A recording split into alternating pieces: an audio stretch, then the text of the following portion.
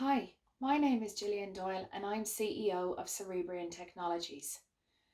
I'd like you to imagine a typical British family. Two parents, two children, they have a combined annual income of 100,000 a year. It sounds comfortable, right?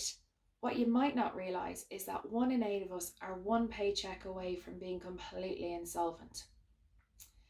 Now imagine one of these parents loses their jobs and 6 months after unsuccessfully trying to find work, the bills are mounting and the debt is starting to spiral out of control.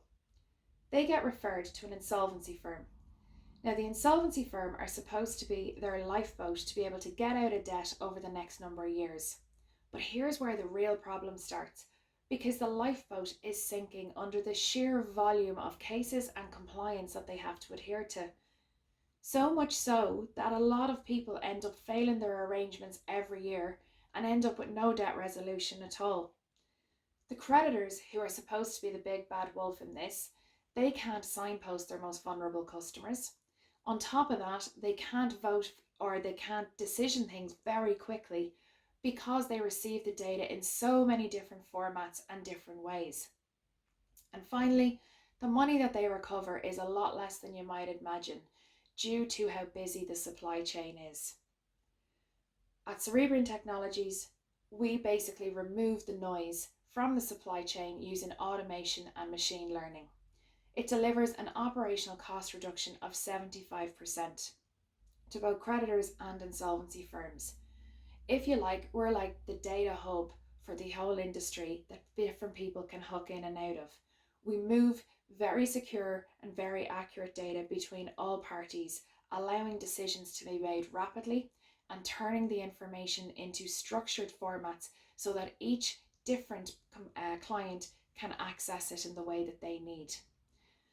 The big thing for us though is because we have secure and accurate data, we're able to predict when a consumer is going to fail their insolvency arrangement so that preventative action can be taken by the insolvency firm. For the creditors, this allows them to understand what the real recovery on their portfolio looks like. By putting the creditor, the consumer, and the insolvency firm back at the core of the whole industry, we're able to deliver the best consumer journey as well as twice the recovery. Underpinning our whole technology is our ability to structure information. We've trained our system and our machine learning on 15 million insolvency documents. We trialled the main robotic process automation with one of the largest insolvency firms in the UK, and we're hoping to shortly sign a deal with one of the biggest creditors that gives us the end-to-end proof of concept to show how we can move the information instantaneously across multiple stakeholders. By doing this, we're able to deliver the best outcome for each party involved. A couple of weeks ago, I would have told you that one person every 4 minutes becomes bankrupt.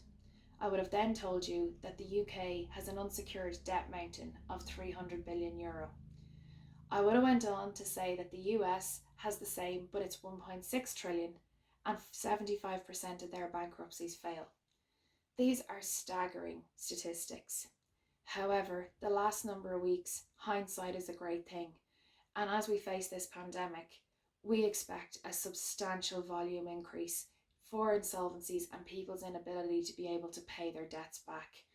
Never mind pay their debts, but to be able to live. We're offering our technology to any insolvency firms or creditors that need to be able to manage the volume of cases that are coming through to help you make the decisions and ensure that the best outcome is received for your consumers.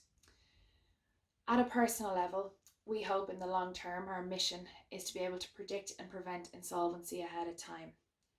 My personal reason for starting this company and why I've wanted to do it is I worked in the industry for years.